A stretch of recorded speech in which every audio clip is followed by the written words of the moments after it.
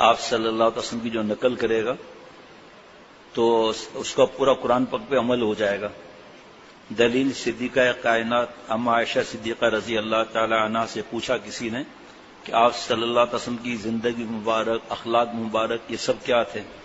تو اما عائشہ صدیقہ رضی اللہ تعالی عنہ نے فرمایا کہ قرآن پاک کی تفسیر تھے، اور خود قرآن پاک میں اللہ تعالیٰ نے آپ صلی اللہ علیہ وسلم کی نقل کرنے کو فرمایا، فاتبعونی، خود اللہ نے فرمایا یحببکم اللہ، اللہ تعالیٰ ہم سے محبت فرمانے لگیں گے۔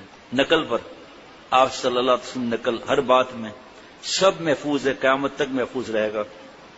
کھانے کا طریقہ مبارک، چلنے کا طریقہ، ابھی آپ نے سنا بات کرنے کا طریقہ، اخلاق مبارک کے لیے کیا فرمایا، یہ تو کچھ بھی نہیں ہے، حدیث مبارکہ آگے آ رہی ہیں۔ اخلاق مبارک، جو ہم سے پاور میں زیادہ ہے اس کے ساتھ ہمارے اخلاق کیسے ہوں گے؟ جو ہم سے ہمارا سب آرڈینیٹ ہے یا گھر کی ماسی ہے تو گھر کی خواتین کا ان سے کیا رویہ ہے، یا ڈرائیور ہے یا پاسبان ہے اس سے رویہ کیسا ہے؟ اور یہ بڑا خطرناک مرض ہے کہ میں جس سے اچھا وہ مجھ سے اچھا، جو مجھ سے برا میں اس سے برا، جو مجھ سے اچھا اس کے ساتھ اچھائی کون سی بڑی بات ہے؟ جو مجھ سے برا تو میرا فرض بنتا ہے میں اپنے دماغ کو ٹھیک کروں اور اس کے ساتھ اس سے زیادہ بھلائی کروں۔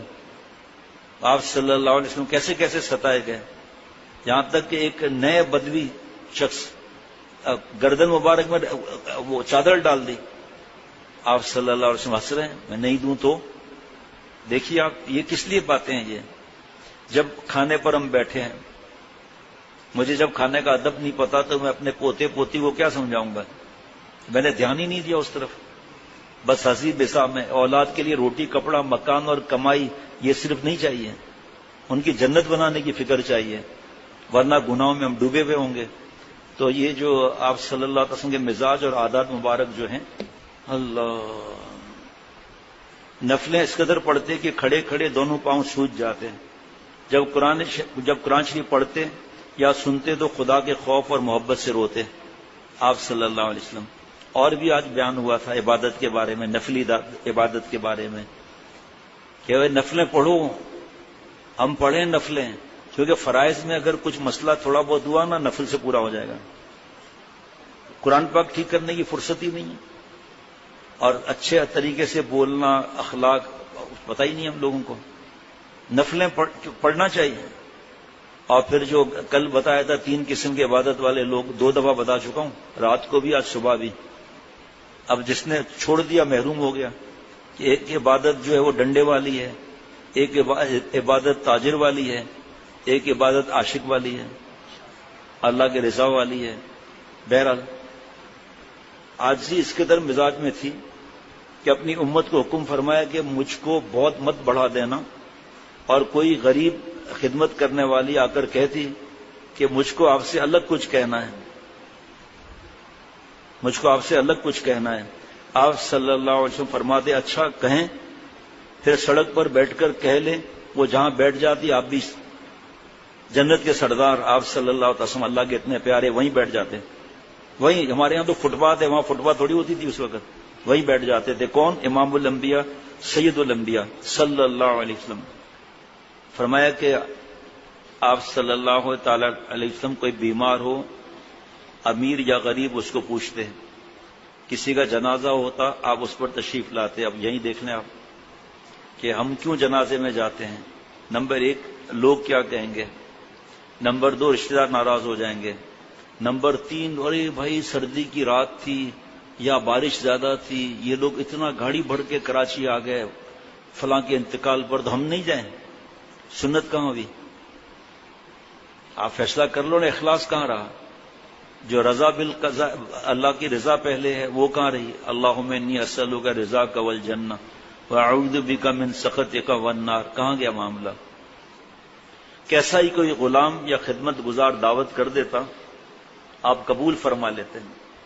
اگر کوئی جو کی روٹی اور بد مزہ چربی کی دعوت کرتا آپ صلی اللہ علیہ وسلم اس سے بھی عذر نہ فرما دے، چربی وہ بھی بد مزہ، روٹی کا ٹکڑا، زبان سے کوئی بیکار بات ہی نہ نکلتی۔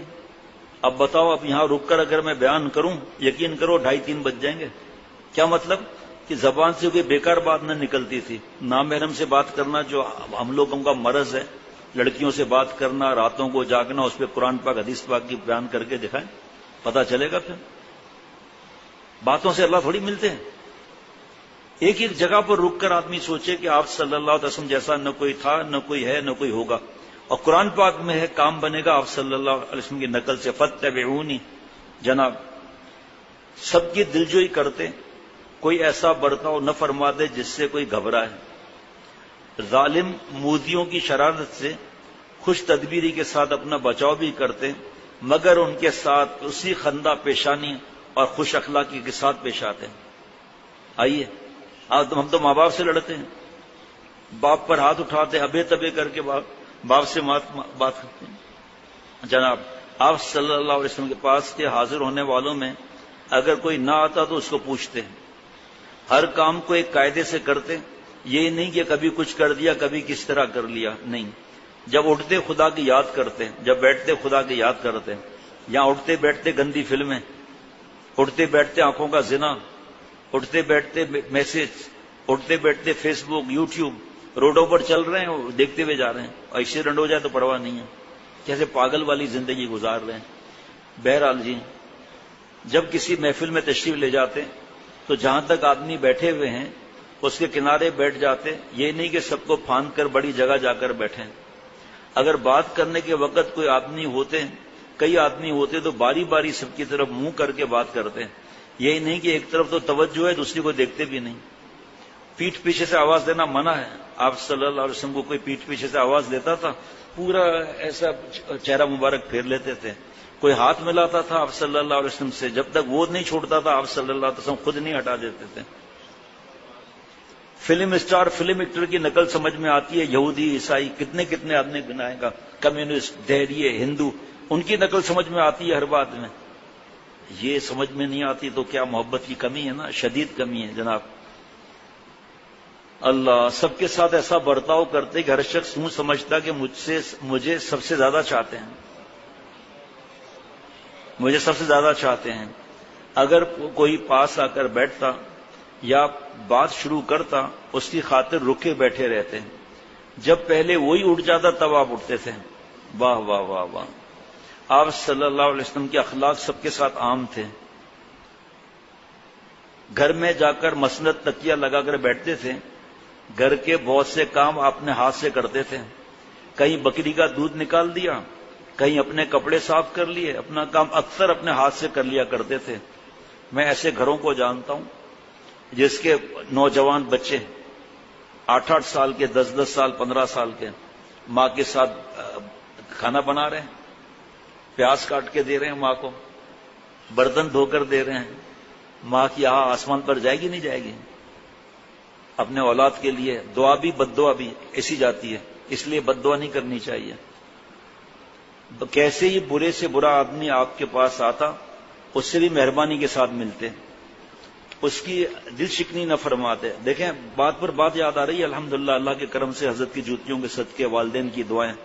آپ صلی اللہ علیہ وسلم نے فرمایا کہ اے عائشہ، وہ جو آدمی آ رہا ہے نا یہ قوم کا سب سے برا آدمی ہے، سب سے برا آدمی ہے قوم کا. جب وہ قریب آئے تو آپ صلی اللہ علیہ وسلم فرمایا آئیے بیٹھو بیٹھو بھائی، آؤ بیٹھو بیٹھو بھائی، کھجور لاؤ، پانی لاؤ، جو بھی مفہوم ہے. وہ چلا گیا. اما عائشہ صدیقہ رضی اللہ تعالی عنہ نے بار میں پوچھا یہ کیا معاملہ ہے؟ فرمایا آنے والے کا دل خوش کرنے کے لیے. اے عائشہ، میں اچھے اخلاق کے ساتھ مبعوث کیا گیا ہوں اور اچھے اخلاق پھیلانے کے لیے. شیخ العرب والعجم عارف باللہ حضرت والا رحمۃ اللہ علیہ فرماتے تھے اس کا کیا فائدہ ہوگا؟ وہ دشمن ہمارا دوست ہو جائے گا. نمبر 2 وہ ہماری برائیاں نہیں کرے گا. اگر ہمارا وہ دشمن دوست نہیں ہوا تو کم از کم انتقام تو نہیں لے گا، مطلب وہ ظلم تو نہیں کرے گا. غرض سارے آدمیوں سے زیادہ آپ صلی اللہ علیہ وسلم ہی خوش اخلاق تھے. اگر کسی سے کوئی ناپسند بات ہو جاتی تو کبھی اس کے منہ در منہ نہ جتلاتے، نہ طبیعت میں سختی تھی، نہ کبھی سختی کی صورت بناتے. جیسے بعضوں کی عادت ہوتی ہے کہ کسی کے ڈرانے دھمکانے کو جھوٹ موٹ غصے کی صورت بنا کر ویسی باتیں کرنے لگتے ہیں. نہ آپ کی عادت چلانے کی تھی. جو کوئی آپ صلی اللہ علیہ وسلم کے ساتھ برائی کرتا آپ کبھی اس کے ساتھ برائی نہ کرتے، بلکہ معاف کر دیتے ہیں، درگزر فرما دیا کرتے تھے۔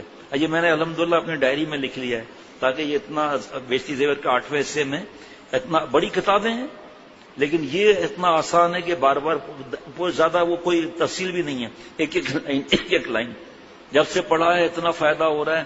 اتوار کے دن بھی اس میں سے کچھ پرانا ہی بیان کیا تھا، بار بار پڑھنے کا دل کرتا ہے تاکہ شرم آئے، میں بھی عمل والا بن جاؤں۔ سبحان اللہ۔ کبھی اپنے ہاتھ سے کسی غلام کو، خدمتگار کو، عورت کو، بلکہ کسی جانور تک کو بھی کبھی نہیں مارا۔ شریعت کے حکم سے سزا دینا اور بات ہے، اگر آپ پر کوئی زیادتی کرتا اس کا بدلہ نہ لیتے، ہر وقت ہنسمکھ رہتے، ناک بھوں نہ چڑھاتے، اور یہ مطلب نہیں کہ بے غم رہتے، کیونکہ اوپر آ چکا ہے کہ ہر وقت غم اور سوچ میں رہتے۔ مزاج بہت نرم تھا، نہ بات میں سختی، نہ برتاؤ میں سختی، نہ بے باکی تھی کہ جو چاہا پھٹ سے کہہ دیا، نہ کسی کا عیب بیان کرتے، نہ کسی چیز کے دینے میں دریغ فرماتے۔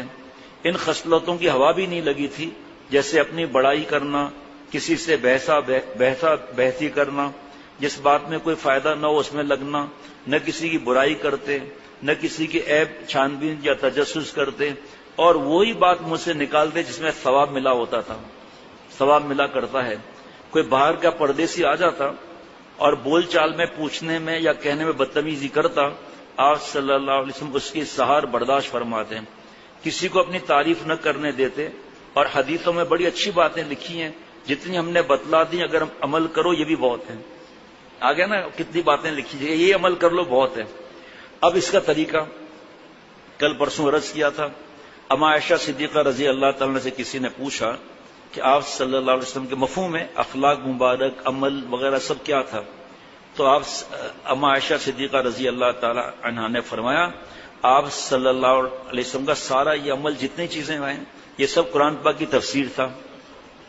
اب ہم آپ صلی اللہ علیہ وسلم کی بات کی نقل کریں گے تو پورا قرآن پہ عمل ہو جائے گا نا، جیسی ہماری قربانی ویسے اللہ کی مہربانی۔